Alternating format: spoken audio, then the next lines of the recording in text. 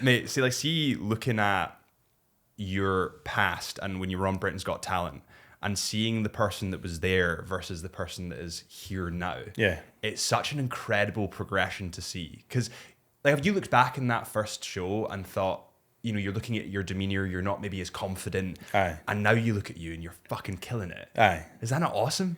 So. Yeah.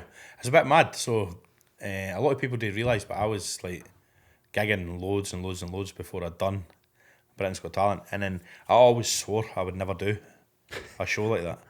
So, see, when you see me on the stage, that wasn't like a nervous Cammy. That was like, what are you doing, Cammy? Why are you doing this? This is stupid. Run. This is the worst mistake of my life. That moment I walked on stage, I was like, this is everything I'm against. And I didn't want to be there. And I think that was the issue.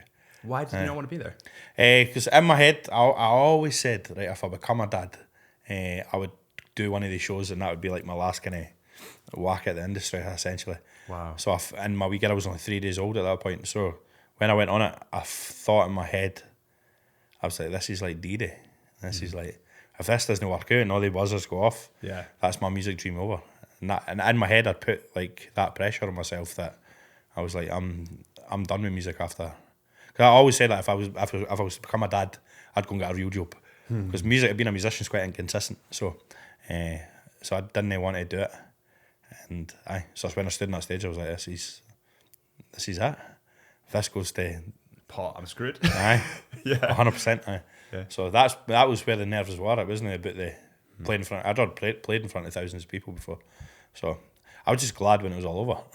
I was like, I'd go back to being a musician again. You just wanted out of it. Oh, 100%, mate. 100%. But Simon was absolutely right. I think, see, when he said for you to do it again, slow it down, chill out, and you did. Aye. And like, what was your kind of take on that? Because surely, if you have a judge saying, "Right, do that again," you must be shiting yourself. 100%. I'd love to tell you what really happened. Oh, you can't. I can, to be honest. That's a trick of the edit. That never happened. That did not happen. I was watching a battle like that. So basically, I walked on, right? They asked me about my little girl. So if you go back and watch the audition and then come and watch this, you'll see, and then you'll be able to tell. So I went on. They asked me about my wee girl. I started crying. I was a bit emotional about it. I was like, a bit taken back. Pulled myself together, sung the song, got a standing ovation. Crowd stood up. Simon stood up. 4 yeses right across the line. And just before I was about to walk off, Simon put his hand up. I'm like, Cammy, a lot of the audience were clapping along during the first verse. Can you please do it again? Also, I think you were a wee bit nervous. Right. Slow it down a tiny wee bit. And I was like, that's fine. And then the way they edited it was they'd done the last take.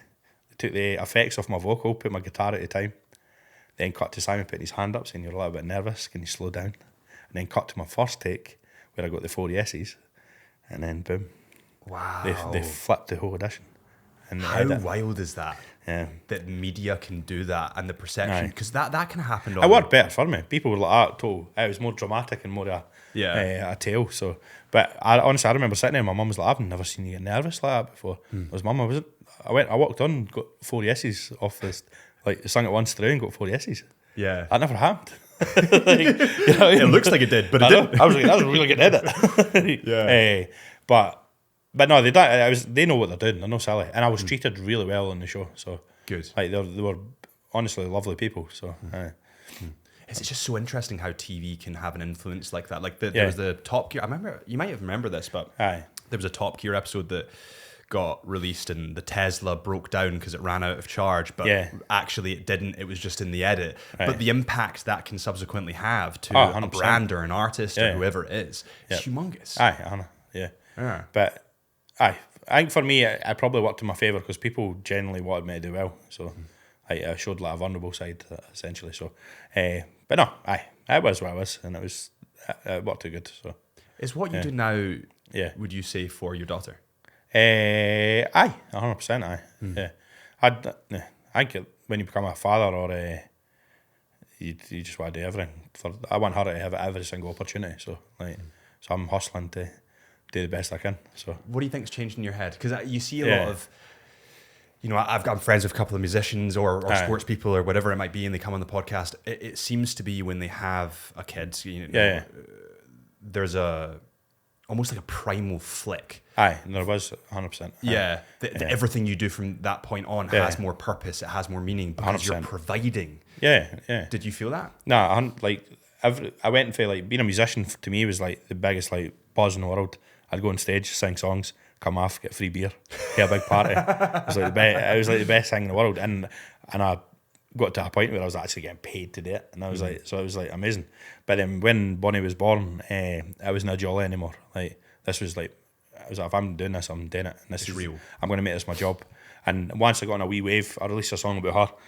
And it done pretty well, and I was on a wee wave, and I was like, I'm going to ride this wave for as long as I can and see where it can go. And then when August, I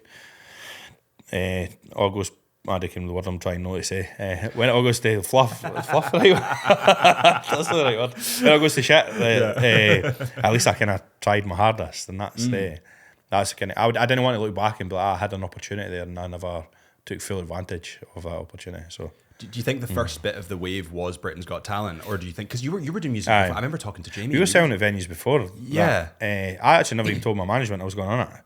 I never told anybody. So were they pissed? But nah, because when I told them, I'd already got through. So so okay, that's good press. I think they'd been pretty annoyed if I went on and never got through. But at that point, we're already selling at venues. I mean, I got scouted for it as well, so I never decided I was going to do it till the day before the audition. So I pretty much left the hospital and went straight to Manchester for the audition. That's pretty. So I knew I was walking out in front of the judges right away. Like it's all scouted. It's no. Aye. It's not like I had to do loads of auditions before it. I kind of knew what was happening. So they choose the music, which is quite weird. So like I would never choose that song. Interesting. But did you choose your second song because you did Caledonia? Right? I never know. Really? Oh, that's weird. That's pretty strange. But then again, they have to get approval and stuff. Originally, it was actually meant to be a James Arthur song I was doing. And it was right up until like an hour before they changed it to Caledonia. And it was a weird arrangement as well. That's interesting. Is it because of the rights to the music? Or I think so. That's just general TV vibes, you know what I mean? So yeah. Have you heard the Caledonia mix by Paolo? It's great. Oh my god! Do you know him? I've never met him. I'd love to meet him. I'd love to. He's like he's like infamous. Yeah, he's elusive. Nobody knows where he is. He just floats a bit. I think Paisley just keep him and look after him. Didn't let him leave. You know? I swear he stays in his dad's chippy. Like he's half pizzas all day. Like, it's funny. It's incredible though the talent that guy had. I mean, I've been listening to his albums non-stop. He is unbelievable. He's a game changer. Unbelievable. And there's this moment, and I mean, we were talking about it earlier with Ambo, you know. Yeah. There seems to be this moment in artists' career that doesn't last long. You've maybe got 2 or 3 years of the perfect time that they've not quite been corrupted by the money yet. And they're still, you know, the same people they were prior when they started writing music. And there's this really key period with artists that are just so exciting. And I think that's where you are right now. It feels like it. I hope they'll all stay at this point. I wouldn't like to get to a place where I can still be the same.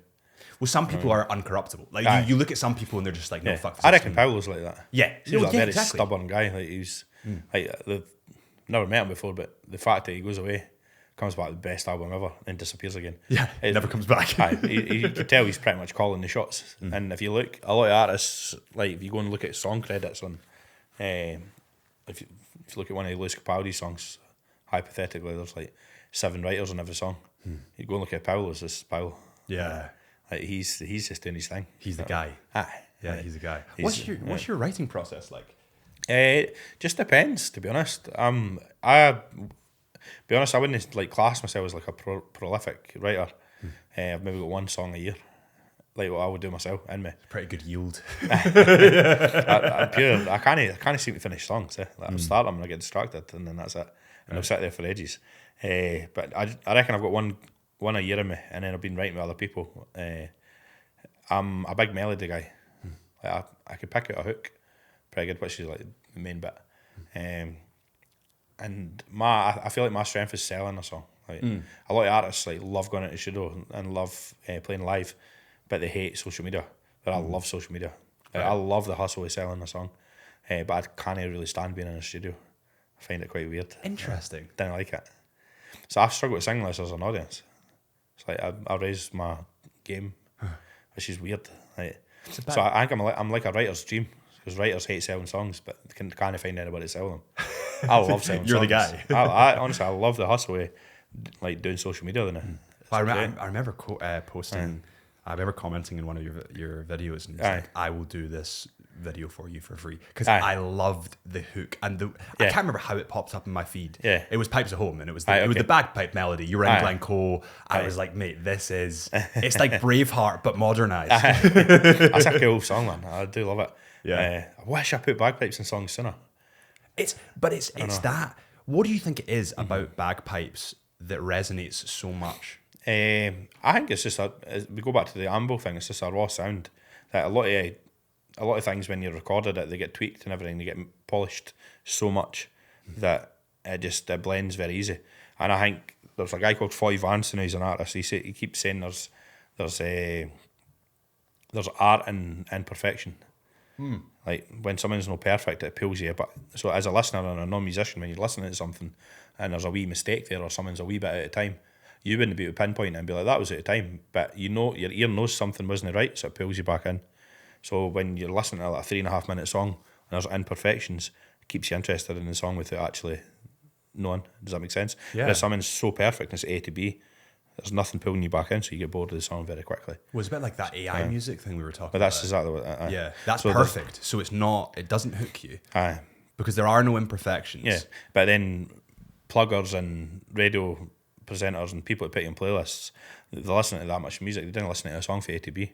They hear that perfect song for the first 30 seconds, go, that's radio friendly. But they're only, you know what I mean? So because it's so perfect, they're like, it's a hit. But they're just blinded by how perfect it is. That's my theory. That might annoy a lot of people, but I think that's the So going back to bagpipes, you can't muck about with bagpipes. That sound is that sound. So I think when you put them in a song, it's so raw. So then that hits, I think. Yeah. I think anyway. So especially Scottish people. Absolutely. Well, everybody in America, they're all 12% Scottish. Yeah. They've got a distant cousin, a relative. Every single person. Yeah. Like, it's funny. Like, so Cameron, what's your heritage? I was like, I'm like 14% Indian. And they're like, oh, what? Really, man? I'm like, no. Really? Like, absolutely not. Look at me. I come back 100% Scottish beef. Can you say that? You can say that. If you guys enjoyed that clip, please do me a huge favor before you go and head over to our Into the Mind podcast official page, where we have the raw, uncut Into the Mind podcast, and hit that subscribe button. And the more subscribers we get, the more incredible guests we can get on the show. I really appreciate you guys for watching. Thank you so much. And I'll see you all real soon.